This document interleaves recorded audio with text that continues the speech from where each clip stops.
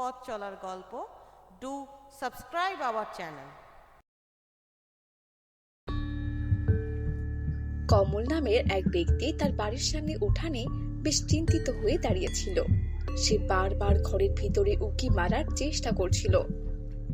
হঠাৎই তার ঘরের মধ্যে থেকে একজন বৃদ্ধা মহিলা বের হয়ে আসে।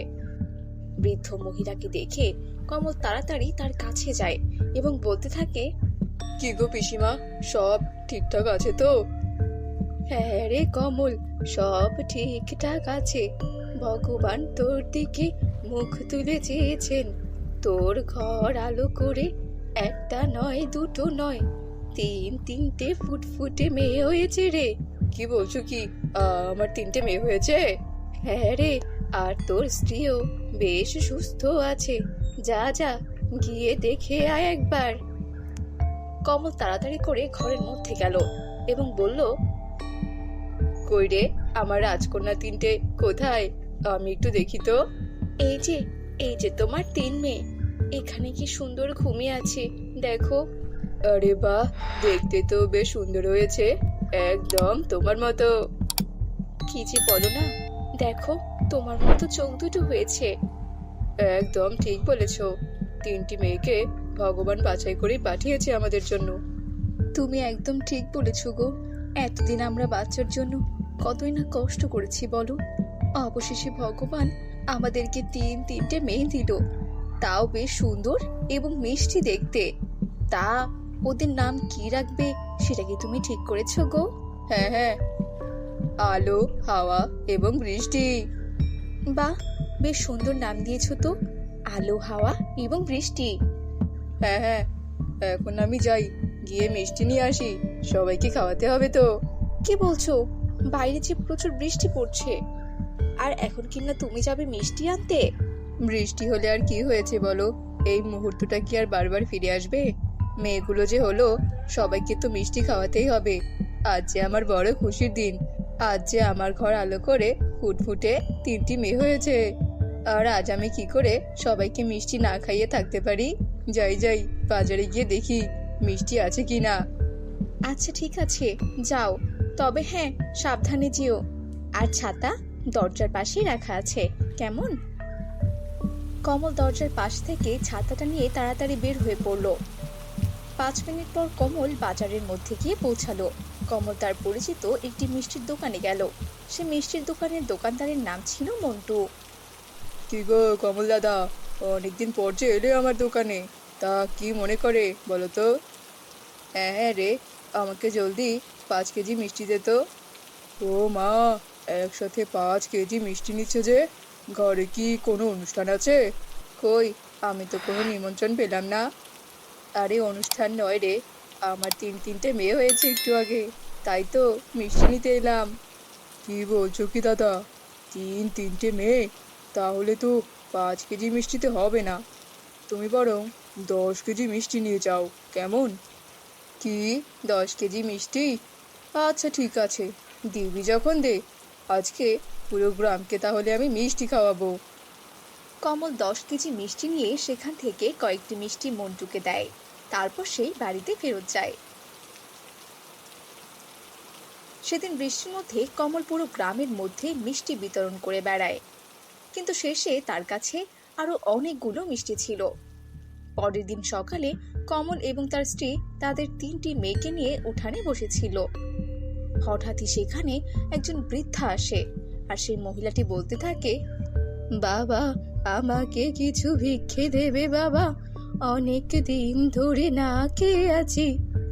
বুড়িমা, এসো এসো, এখানে বসো আর মিষ্টি খেয়ে যাও। কই গো, বুড়িমার জন্য তাড়াতাড়ি মিষ্টি এবং জল নিয়ে এসো তো, সাথে একটু চালও নিয়ে এসো, একসাথে খেয়ে তারপর চাল নিয়ে যাবে, বুঝতে পেরেছো? কেন রে, মিষ্টি কেন খাওয়াচ্ছিস বাবা? আজকে কি কোনো শুভ দিন নাকি বলতো? হ্যাঁ গো বুড়িমা, আমার মেয়ে হয়েছে যে, তাও আবার 3টে মেয়ে। বাহ বাহ, দেখি তো বেশ সুন্দর হয়েছে তোর মেয়েরা, আর তোর মনও তো বেশ ভালো। তোদেরকে দেখে মনে হচ্ছে তোরা বেশ ভালো মনের মানুষ। তোর মেয়ে 3টে বড় হয়ে বেশ সুন্দরী আর বুদ্ধিমতী হবে রে, অন্যের উপকার করবে এবং এক একজন এক এক শক্তির অধিকারী হবে। এই বলে বুড়িমা মিষ্টি খেয়ে চাল নিয়ে সেখান থেকে চলে যায়। বুড়িমার কথা শুনে কমল এবং তার স্ত্রী অবাক হয়ে যায়। দেখতে দেখতে বেশ কিছু বছর কেটে যায়।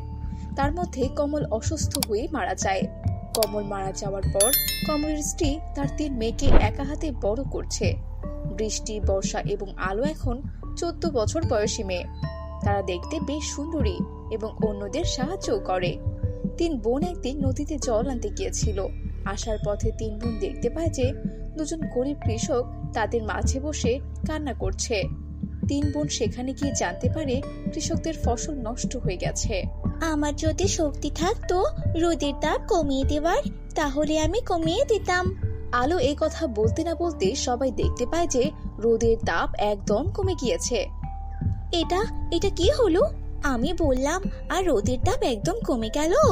আসলেই তো, এটা কিভাবে হলো? আমি চেষ্টা করে দেখি তো। আমার যদি শক্তি থাকতো তাহলে আমি বৃষ্টি এনে দিতাম। বৃষ্টির কথা শেষ হতে না হতেই বৃষ্টি পড়া শুরু হয়ে গেল। কৃষকেরা এটা দেখে বেশ খুশি এবং অবাক হয়ে পড়ল। তারা বুঝতে পারলো 3 বোনের মধ্যে জাদুর শক্তি আছে। 3 বোন সেখান থেকে চলে যায় এবং সঙ্গে সঙ্গে রোদের তাপ বেড়ে যায়। তার সাথে বৃষ্টিও থেমে যায়। কি ব্যাপার বলতো, তোদের বাড়ি আসাতে যে বৃষ্টি শুরু হয়ে গেল, এটা আবার কি করে সম্ভব? তারপর 3 বোন তাদের মাকে সব কথা খুলে বলল।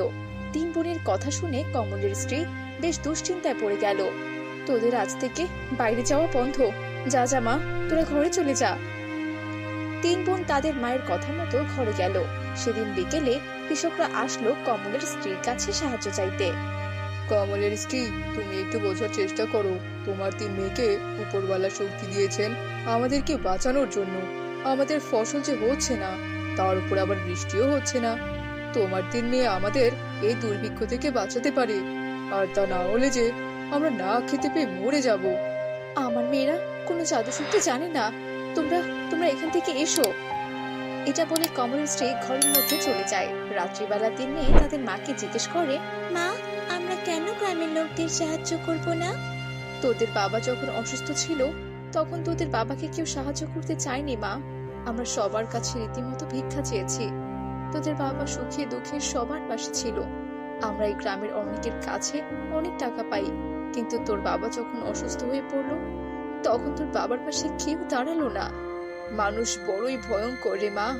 তোরা যদি এখন এদের সাহায্য করিস তাহলে তোদের ক্ষতি করতে তারা বিন্দু মাত্র ভাববে না। তোদের জন্য এই দুনিয়াটা যে বেশ বিপজ্জনক হয়ে পড়েছে, শুধুমাত্র এই জাদু শক্তির কারণে। আমি চাই না তোদের কিছু হয়ে যাক, কারণ আমার জীবনে তোরা ছাড়া যে আর কেউ নেই মা। 3 মেয়ে তাদের মায়ের কথা বুঝতে পারলো এবং তারা কোনো কিছুই বলল না। সেদিন রাতে কমলের স্ত্রী যখন ঘুমাচ্ছিল তখন সে বুড়িমার আবির্ভাব হয়। তোর মেয়েকে আমি জাদু শক্তি দিয়েছি গ্রামের লোকেদের সাহায্য করার জন্য। তুই চিন্তা করিস না, তোর মেয়েদের কোনো কিছুই আমি হতে দেব না।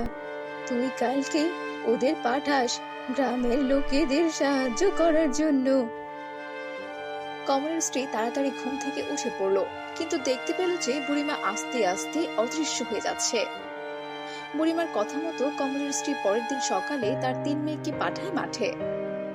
তার 3 মেয়ে তাদের শক্তি দ্বারা বৃষ্টি আনে, আর 3 মেয়ে গ্রামের লোকেদের দুর্ভিক্ষ থেকে বাঁচায়। কমলের স্ত্রী আর কখনো তার মেয়েদেরকে আটকায় না অন্যের উপকার করা থেকে।